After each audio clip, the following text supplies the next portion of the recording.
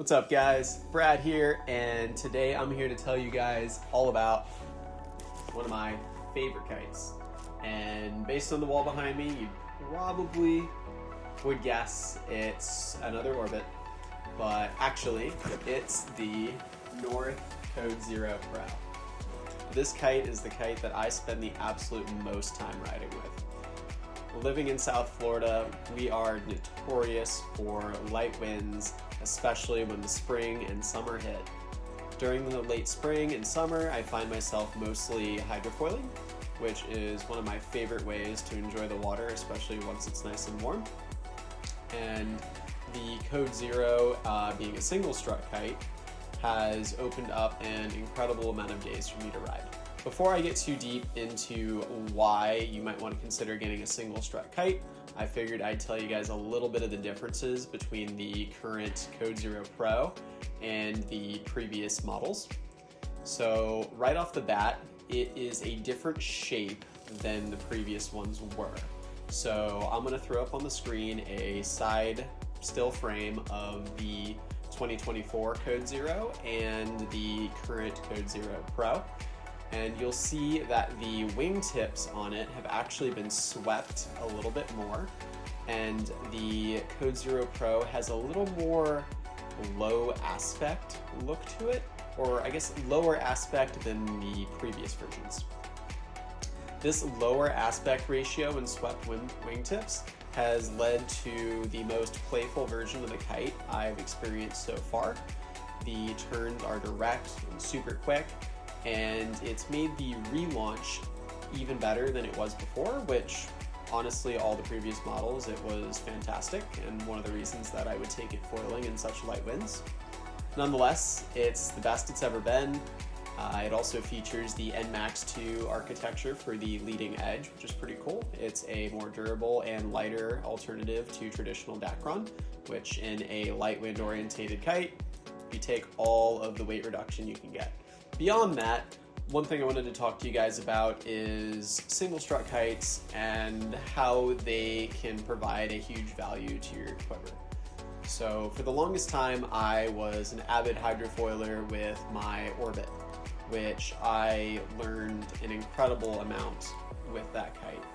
And it wasn't until I tried a single strut that I realized how many days I was missing out on foiling, purely just due to not using a kite optimized for light wind. So the Orbit, or any other like 5 strut or even 3 strut kite for that matter, can actually fly in pretty light wind. But as I quickly learned when I was pushing my luck trying to foil in low winds, flying isn't necessarily the problem, it's if you can get the kite relaunched. And unfortunately with foiling, we're typically in deep water, which makes that even more difficult.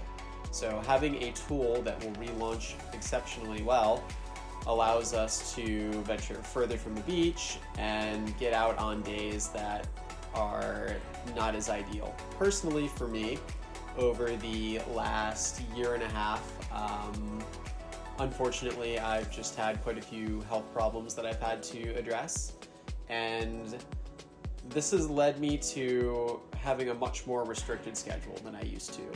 And I was always the type of person who would be at the beach when the wind was at its best. And unfortunately, when your schedule gets busy, you can't always be at the beach when it's at its best. Sometimes you're only catching the end of the wind, or maybe the beginning of the front before it's fully ramped up. And I think that's something that has really made this kite valuable to me over the last year and a half is if the wind isn't perfect, I can still get out on the water.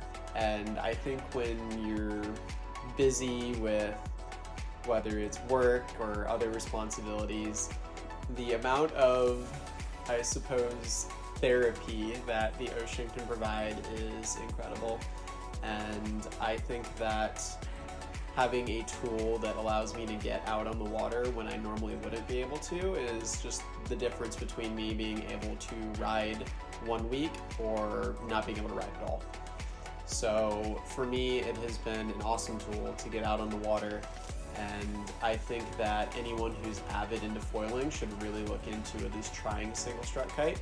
I'd really recommend the Code Zero Pro. But truly, just getting a lighter wind optimized kite is a great thing to allowing you to use all your toys just a little bit more often. With all that being said, the Code Zero is not only for foiling. It's actually pretty fun to use on a strapless board in light wind, whether you're hitting the waves or just enjoying some strapless freestyle on a light wind day.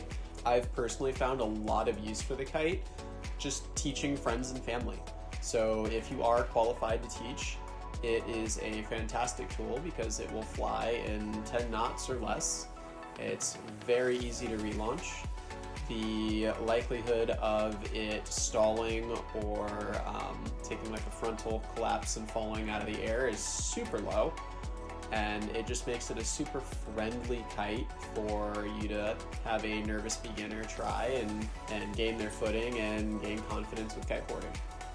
With all that being said, let me know what your experience has been with the Code Zero or other single strut kites, if you think they're worth it for foiling.